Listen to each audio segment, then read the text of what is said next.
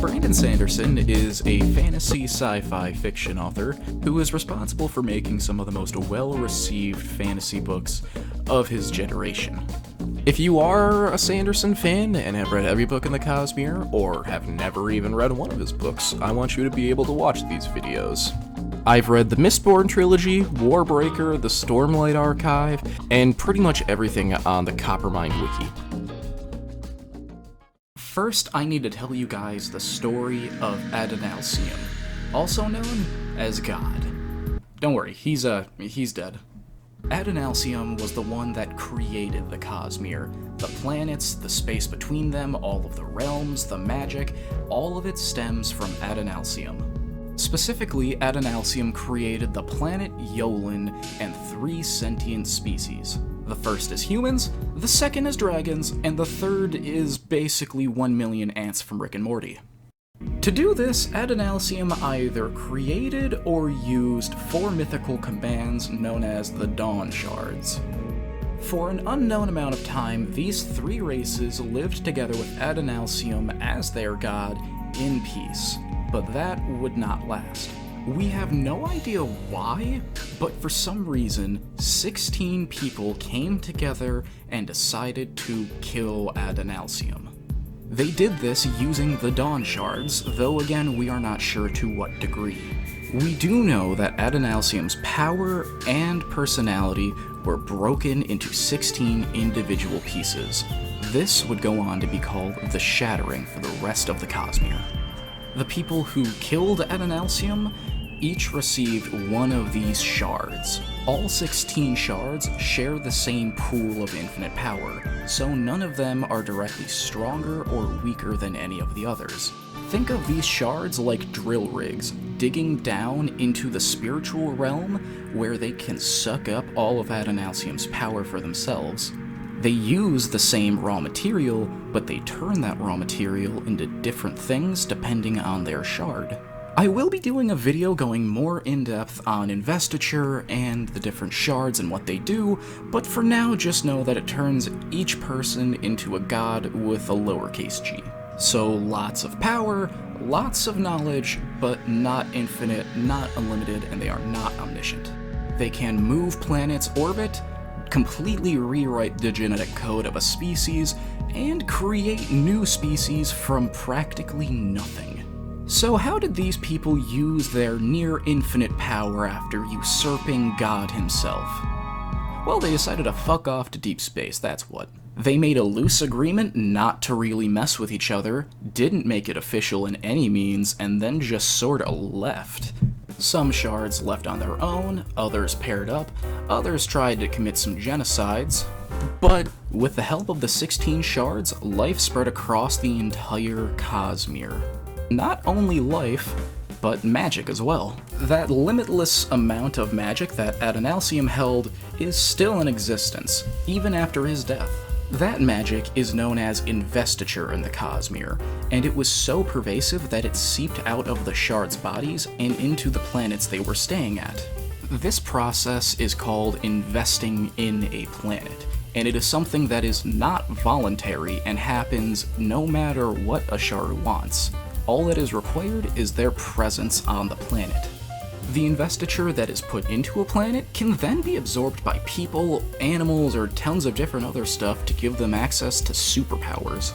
They obviously aren't called superpowers, they're called invested arts, but that's exactly what they are. Allomancy from Mistborn, Surge Binding from Way of Kings, Breaths from Warbreaker, all of these are invested arts, and all of them are fueled by the exact same thing. Investiture.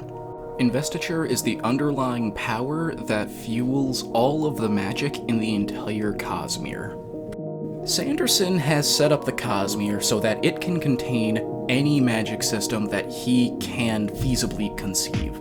You don't have to read all of it, you don't have to read much of it, but I want people to at least give it a chance. Yeah, 30 books is kind of intimidating, but after you're done reading them, you only want more. Stephen King has a connected universe, but that's across God knows how many books, and it isn't exactly the clearest. I mean, just look at this guide for, the reading order. I mean, what even is this? Just, Jesus! On the other hand, the Cosmere has a tightly constructed timeline where things are very clearly labeled. It's not been proven or anything, but there's almost certainly going to be a giant intergalactic war between gods for the fate of all space and time in the Cosmere. If that doesn't sound even mildly interesting, please just click off the video, because you won't like any of these books. But if you are a fan of Harry Potter, Lord of the Rings, Percy Jackson, Hunger Games, Chronicles of Narnia, Dune, Game of Thrones, any of these massive cultural set pieces, please pick up one of these books. What happened to all of the novels I just named? They all became incredibly smash hits, got film adaptations, and then became linchpins of culture. What do you think is going to happen? Lord of the Rings took decades before the movies came out and it truly became a pop culture icon, but it happened. After that Kickstarter, I cannot imagine a single film studio that would not bet on adapting one of his movies. Dune's massive popularity shows that there is a precedent out there for adaptations like this. Sanderson has made it very clear he wants to be a key player in whatever adaptations arise from his works. The last thing Sanderson wants is for his work, his baby, to turn into something like Percy Jackson and the Sea of Monsters.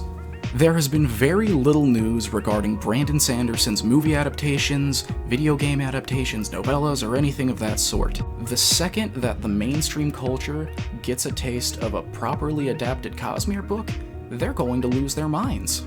There is an entire audience outside of literature that is desperate for Brandon Sanderson's Cosmere without even realizing it. It doesn't matter how long it takes to make, how much money the movie costs, or anything else like that. The moment those floodgates crack open is the moment money comes pouring into Sanderson's pocket. Sanderson and the Cosmere might not be in the mainstream of pop culture right now, but the big question is, will it? And the answer is yes, without question. If you don't believe me, look at his Kickstarter campaign. Almost $45 million from nerds all over the world, hungry for 5 of his books that he has already written. So why? Why exactly are all these people from all over the world throwing their money at this bigger nerd just so they can read some random books? Why am I so certain that 10 years from now, the Cosmere will be the center of pop culture as a whole, like the MCU is now? People do not have much time these days to really read. What free time people do have, they tend to spend watching movies or TV shows, things that are going to be used in the conversation of day-to-day life now. I mean, really, how many times do you go and just talk to people about a book you've read? Not often. About a TV show, though, or a movie? All the time. Those things are very culturally relevant, especially if it's something like a superhero movie like the MCU. The MCU really introduced the idea of connecting larger stories together to form one incredibly large narrative that is bigger than all of those individual pieces. It wasn't anything groundbreaking, just like it wasn't for Sanderson. People like Stephen King had been doing this for years. The difference was, the MCU really hit the mainstream, everywhere. Yeah, you could have gone and seen Avengers without seeing Captain America, Iron Man, Thor, or any of the other movies, but it would have been a way less satisfying experience. People liked that they saw the same characters coming back, learning lessons over multiple movies, interacting with other characters that they like, and seeing things come together that they wouldn't really expect normally. They got to see Chris Hemsworth go from a pretty douchebag Thor to one of the most joyful and lighthearted characters the MCU has ever seen, and people love it. Thor: Love and Thunder is probably going to be one of Disney's most successful Marvel movies ever, because Chris Hemsworth has put the time in, and because the audience has grown accustomed to his character. They've grown with him, and they've invested their time with him, and they like it. But There's also the very valid complaint that the Marvel movies are getting formulaic without really expanding their horizons, staying sterile and stagnant. Some people view the MCU as more of a novelty than anything else, not as real stories coalescing, but just kinda random movies that are trying to fit into one. But what exactly do you expect? I mean, these are comic books from like 60 years ago that have gone through every set of stories. They can do a lot with them and they can kind of pick and choose what they want. But that also means that there isn't really a consistent story and they can kind of make it up as they go along. Not to say that that's good or bad, creates a better or worse story, it's just different, and it's pretty clear that it's not entirely planned out, and that things can't entirely be planned out. The Cosmere, however, every single book in the Cosmere adds something to the overarching plot and comes back later. Just like there is the Milky Way galaxy, there is the Cosmere. It is a universe in which Brandon Sanderson places his characters, his magic systems, and everything. As long as it fits into the overarching plot, matches the rules, and connects with the lore, he can do it. The beauty of the Cosmere is that it's an entire universal-sized sandbox that Brandon Sanderson can pretty much throw whatever wacky idea he has at. The Cosmere isn't Brandon Sanderson just having an excuse to plop stories wherever he wants. It has a beginning, middle, and end. Without question, the Cosmere has the potential to become one of the most profitable IPs in the entire world. That is no exaggeration. And that about wraps it up for explaining the Cosmere. If you're the type of person who gets kind of lost in all the huge cosmic lore stuff, don't worry about that. Just listen to me and enjoy the characters and enjoy the world. Hopefully I can get at least one person interested in the Cosmere because it truly is one of my favorite series ever. If there's anything specific you want me to talk about or that was confusing for you, please let me know in the comments below. This is only the tip of the iceberg when it comes to the Cosmere. There's still romantic theory, spiritual webs, spren, and a sword that really, really likes slaying evil. See you guys next time.